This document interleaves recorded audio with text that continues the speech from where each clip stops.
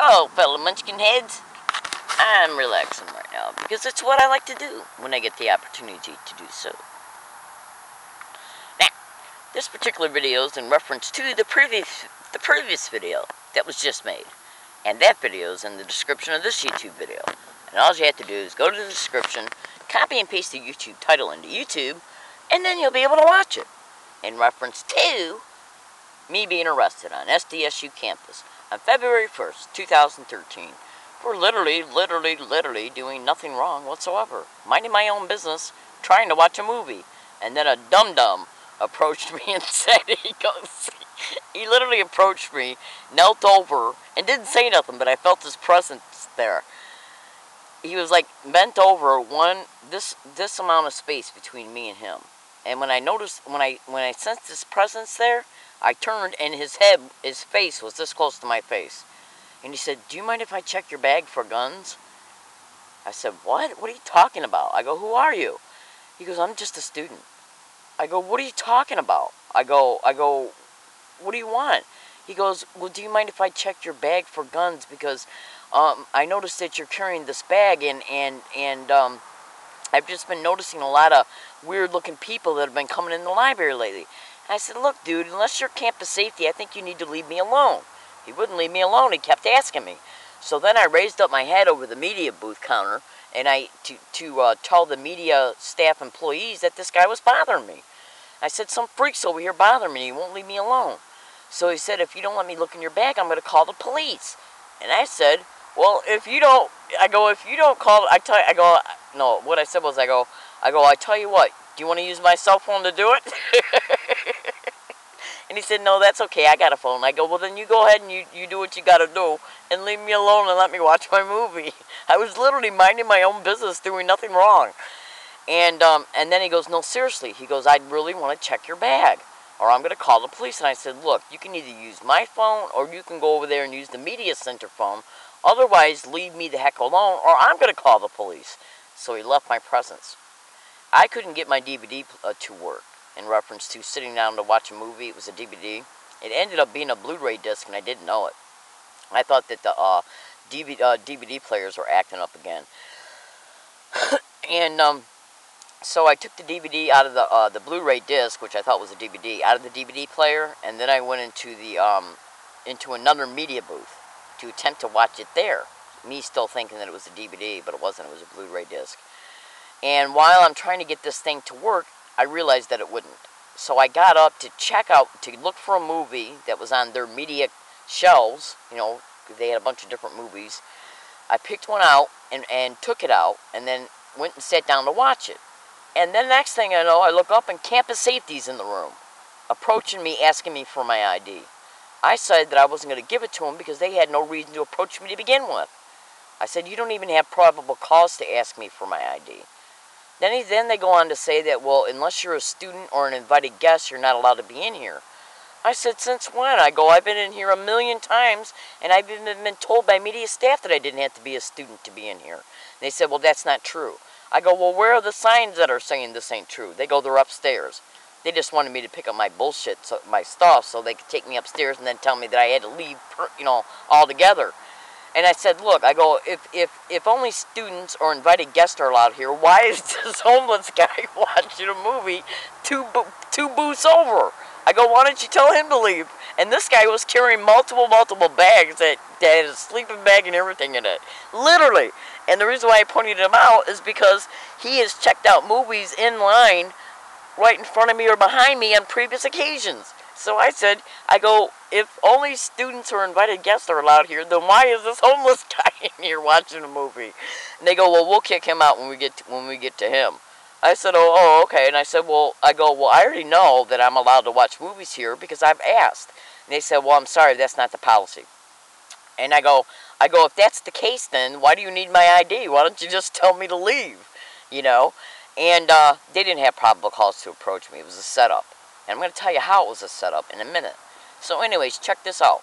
So I finally got tired of arguing with them, and I told them that they could take my license that I gave to the media counter employee, because you got to give your license in exchange for a movie that you're taking out to watch. So they went and got my license, and the dumb skank the dumb SDSU campus police officer, the woman police officer, she's a real skank. And anyways, check this, I gotta backtrack for a second. As I was talking to her, I told her I was being gang stalked on their campus. And I said, I'd like to make a campus police report about it, and I told her that gang stalking is directly connected to human trafficking. And I said, will you make a police report concerning me being gang stalked on your campus? And she looked at me and she goes, I'll think about it. Like that. Real smart-assy type. And so anyway, so I finally gave him my license. And she went and she went and got on the phone and called my license number in to somebody she was talking to. She then got off the phone and came and stood 2 feet behind me and wouldn't give me my license back. She put it in her belt. So I said, well, what's going on? She goes, we're waiting to find out about, you know, what we called in concerning your license. And then all of a sudden, some information came over a walkie-talkie about a Leslie Williams from New Mexico who's got a bunch of crazy criminal charges on the record. I go, that's not me. I've never lived in New Mexico. I've never been in New Mexico.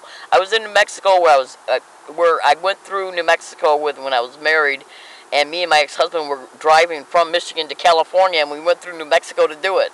Okay, and that was it. That's the only time I went through in New Mexico was to drive through it with my ex-husband back in '83, and nothing happened. So anyways, I go, that's not me. I go, that is not me whatsoever. She goes, well, we need to have your social security number then. I go, I'm not giving you my social security number because I already know that I'd been gaslighted by library security, library staff, yeah, and even campus safety on previous occasions, and gaslighting is a gang stalking activity. And identity theft is also directly connected to gang stalking expeditions. Yes. I wasn't going to give her my social security number. She goes, well, if you're not going to give me your social security number, I cannot identify you, and so therefore we don't know if you have anything on your record, if you're not a missing person, if you don't have warrants, and since we got a complaint, we're asking you to leave. And I already knew this was bullshit, okay? I already knew it was bullshit, okay? So I said, well, I'm not leaving. And then so they attempted to grab my video camera that I was taping them with out of my hands and attempted to grab my arms. So in a reflexatory reflex, I kept taking my arms back, and then when I seen that they were literally going to arrest me, I just gave up and said, okay. And then they threw me to the ground, face first, and then put their knees in my back. Then they went through all my pockets and my bra and took out a running digital tape recorder that was tape recording the whole entire incident. Then they put me in handcuffs and took me upstairs and put me in the car. Then they went through all of my property on the trunk of their car. Then the male police officer got back in the car and said, Leslie, you need to tell me your P.O. box so I know that the one I got on my computer screen is the right one. They already had my identification. Do you see what I'm saying? They tried to say that they couldn't identify me, and that was the reason why they were asking me to leave. And I said, well, you said that you didn't know who I was. He wouldn't say nothing. Yeah, so I told him he said, you need to tell me your P.O. box number so I know that the one I got on my computer screen is the right one. So I verbalized it. Then he went back outside, wrote out the citation, got me out of the back seat of the car, told me I wasn't being detained, arrested, that I'd hit to go to court, and that I was being banned for a week, which I believe was just a baiting tactic to get me to come back so they could arrest me a week later for trespassing. And all they had to do was deny and say that you were banned for good. And they erased the running digital audio file that taped the whole entire episode. Yes, but check this out. What I did was, when that guy who approached me and said he wanted to check my bags, after he left, before I got up to go to the second media booth to see if I could get that DVD to run, even though it was a Blu-ray disc and I didn't know, after he left and I got up to go to that second media booth, I started a new digital audio file. Now check this out. When I forgot to mention this.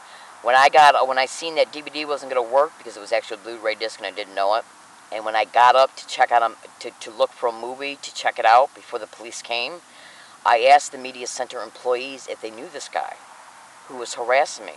Okay, in fact, they even said, who was that guy? And I caught that and the guy harassing me on the previous audio file. Because after I checked out a movie from them, I said, do you know that guy? They go, no, we don't know him. Yeah, and so then I checked out the movie, went and sat back down at the media booth, and then started a new audio file. Okay? And I said at the end of my audio file that I just got harassed by some guy, and I'm gonna begin a new audio file just in case the police I think I said, just in case the police don't come, that way I can save this one. Because if I was going to sit there and watch a whole movie for 2 hours and nothing happened, then I could erase that 2 hour of audio file, okay?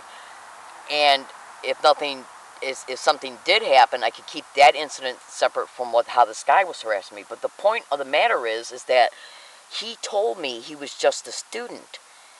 The media center employees denied they knew who he was.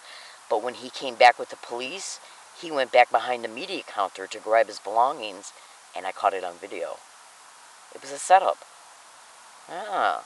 And why would campus safety delete the running audio file of the verbalizations that was exchanged between me and them? And that was caught on video.